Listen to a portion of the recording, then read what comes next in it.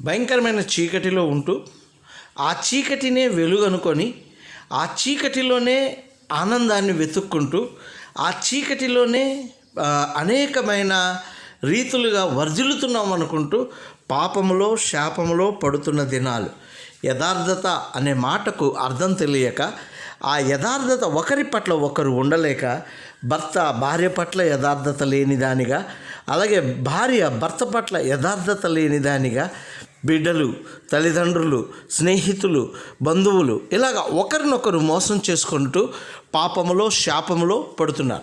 అటువంటి వారికి ఒక్కసారిగా చీకటి అంటే అనారోగ్యం సంభవించినప్పుడు, బాధలు సంభవించినప్పుడు వెలుగు దొరకక నాశనం అవుతున్న దినాల్లో ఉన్నాం.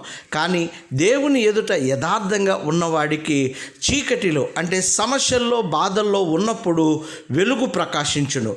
ఆ వెలుగులో నీవెప్పుడైతే ప్రకాశిస్తూ ఉంటావో దేవుని నామమును మహిమపరచగలవు.